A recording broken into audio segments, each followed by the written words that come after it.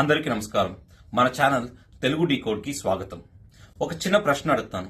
మన తెలుగు సినిమాలో ఒక సీక్వెల్ రావడానికి 3 to 4 years పడుతుంది. కొన్నిసార్లు ఇంకా ఎక్కువ కూడా పట్టొచ్చు. కానీ ఒక డైరెక్టర్ మాత్రం 2 భారీ సినిమాల్ని కేవలం 16 months లో షూట్ చేసి రిలీజ్ చేశాడు. అది కూడా ఎక్కడ క్వాలిటీ కాంప్రమైజ్ చేయకుండా, స్కేల్ తగ్గకుండా. అవును, నేను దురంధర్ డైరెక్టర్ ఆదిత్య ధర్ గురించి మాట్లాడుతున్నాను. ఈరోజు మనము ఈ వీడియోలో స్టోరీ గురించి కాదు, స్క్రీన్ ప్లే గురించి కాదు, మనం మాట్లాడేది ప్లానింగ్ గురించి, అలాగే డిసిప్లిన్ గురించి, ఎగ్జిక్యూషన్ గురించి. ఎందుకంటే నిజం చెప్పాలంటే ఇదే చోట మన తెలుగు డైరెక్టర్లు చాలా మంది ఫెయిల్ అవుతున్నారు. ముందు ఒక చిన్న విజ్ఞప్తి. చాలా మంది రెగ్యులర్ గా వీడియోస్ చూస్తున్నారు, కానీ సబ్స్క్రైబ్ చేయడం లేదు. మీరు ఇలాంటి కంటెంట్ ని కానీ ఇష్టపడితే ఇప్పుడే సబ్స్క్రైబ్ బటన్ ని నొక్కండి. ఇప్పుడు అసలు విషయానికి వద్దాం. ఆదిత్య ధర్ దురంధర్ పార్ట్ 1 రిలీజ్ అయ్యాక పార్ట్ 2 గురించి ఆలోచించలేదు. అతను ముందుగానే 2 పార్ట్స్ ని ఒకేసారి ప్లాన్ చేశాడు. ఇది చాలా పెద్ద విషయం. ఎందుకంటే ఇది సింపుల్ డిసిషన్ కాదు. ఇది రిస్క్, ఇది కాన్ఫిడెన్స్, ఇది క్లారిటీ. మన దగ్గర ఏమవుతుంది, ఒక సినిమా హిట్ అవుతుంది. ఫర్ ఎగ్జాంపుల్ మనము పుష్ప ది రైస్ తీసుకుందాం. హిట్ అయిన వెంటనే అప్పుడే ఎక్స్పెక్టేషన్స్ పెరుగుతాయి. డైరెక్టర్ మళ్ళీ వెళ్ళి కూర్చుంటాడు, స్క్రిప్ట్ మారుస్తాడు, కొత్త క్యారెక్టర్స్ ని యాడ్ చేస్తాడు, దాంతో స్కేల్ కూడా పెంచుతాడు.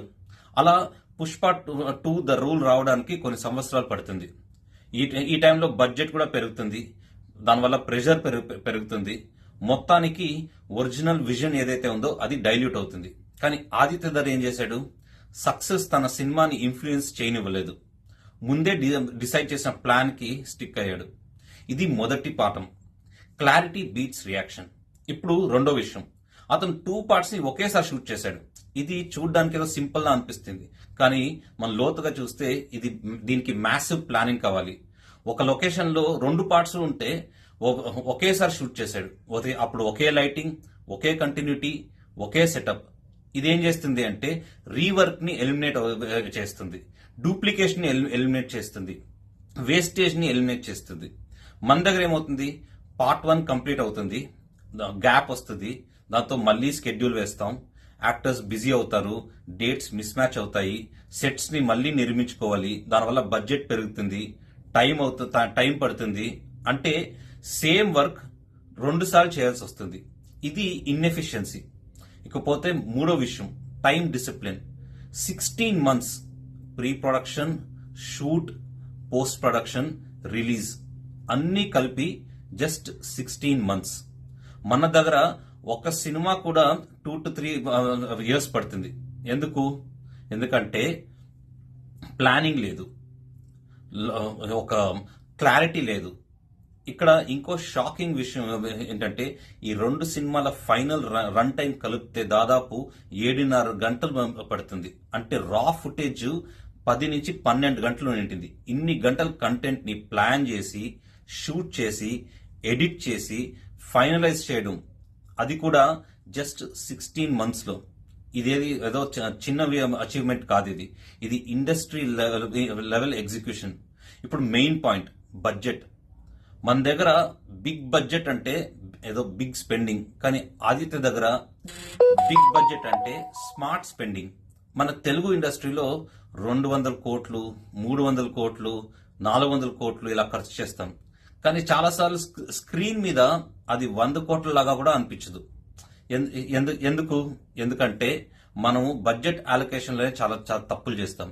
హీరో రెమ్యునరేషన్ ఆ బడ్జెట్ లో మేజర్ చంక్ అదే తీసుకుంటుంది. సాంగ్స్ కోసం సెపరేట్ ఫారిన్ స్కెడ్యూల్స్, ఒక పాట కోసం కోట్లు ఖర్చు పెట్టడం, స్టోరీకి అవసరం లేకపోయినా ఐటమ్ సాంగ్స్ ని యాడ్ చేయడం, కామెడీ ట్రాక్స్ ని ఫోర్స్ చేయడం, అన్నెసెసరీ క్యారెక్టర్స్ ని ఇంట్రడ్యూస్ చేయడం, ఇవన్నీ ఏం చేస్తాయంటే కాస్ట్ ని పెంచుతాయి, కానీ వాల్యూ పెంచవు. ఇక్కడ ఇంకో సమస్య ఏంటంటే డిలేస్.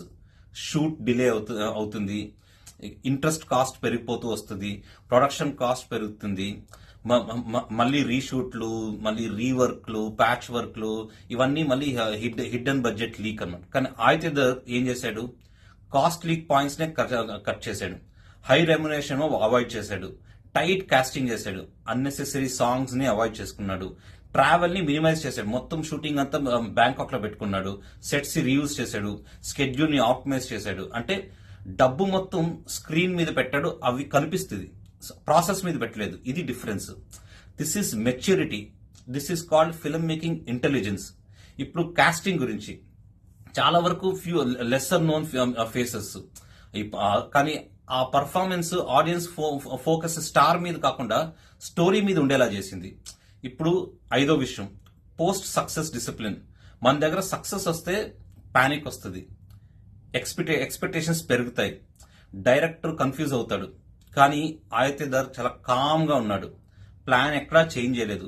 ఏ డేట్ అయితే చెప్పాడో ఆ డేట్ లో రిలీజ్ చేశాడు. విజన్ డిస్టర్బ్ కాలేదు. ఇది చాలా రేర్.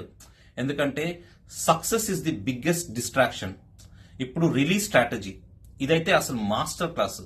పార్ట్ 1 తర్వాత 3 నెలల్లో పార్ట్ 2 ఓటీటీలో చూసిన ఆడియన్స్ కూడా ఇమీడియట్ గా కనెక్ట్ అయ్యారు. ఎందుకంటే హైప్ ఇంకా పీక్ లో ఉంది, ఇమోషన్ కూడా చాలా ఫ్రెష్ గా ఉంది, ఆ మొమెంటం అలాగే ఇంటాక్ట్ గా ఉంది. అప్పుడే పార్ట్ 2 రిలీజ్ అయింది. గ్యాప్ లేదు, ఆ ఒక డిస్కనెక్ట్ లేదు, మళ్ళీ ఒక రీబిల్డింగ్ హైప్ లేదు. మన దగ్గర ఏమవుతుంది, 3 to 4 years gap. Audience connect కొన్నిసార్లు పోతుంది, మళ్ళీ మార్కెటింగ్ ఖర్చులు, మళ్ళీ హైప్ బిల్డ్ చేయాలి, ఇవన్నీ ఒక అన్నెసెసరీ సైకిల్. కానీ ఆదిత్య ఈ సైకిల్ నే బ్రేక్ చేశాడు. ఇప్పుడు ఒక విషయం మాత్రం clear, next year awards function లో వచ్చినప్పుడు ఈ మూవీకి ఏ అవార్డ్స్ వచ్చినా రాకున్నా ఎగ్జిక్యూషన్ కి మాత్రం ఇతనికి అవార్డు ఇవ్వాలి. అది ఆ అవార్డు లేకపోతే అతని కోసమే స్పెషల్ గా క్రియేట్ చేయాలి. ఎందుకంటే ఇది సినిమా కాదు, ఇది ఒక కేస్ స్టడీ. సో చివరిగా మన దగ్గర టాలెంట్ ఉంది, స్కేల్ ఉంది, స్టార్స్ ఉన్నారు, ఆడియన్స్ ఉన్నారు. కానీ సిస్టమ్ ఉందా, డిసిప్లిన్ ఉందా, ఎగ్జిక్యూషన్ క్లారిటీ ఉందా? ఇదే అసలు ప్రశ్న. ఇది గాని ఫిక్స్ అయితే తెలుగు సినిమా కన్సిస్టెంట్ గా ఒక గ్లోబల్ ఫోర్స్ అవుతుంది. ఒక్కసారి కాదు, ఎవ్రీ ఇయర్ మీరు ఇట్లాంటి సినిమాలు చూడొచ్చు. మీకు గానీ ఈ వీడియో నచ్చితే లైక్ చేయండి, షేర్ చేయండి, అలాగే ఛానల్ ని సబ్స్క్రైబ్ చేయండి. సో మళ్ళీ కలుద్దాం నెక్స్ట్ వీడియో.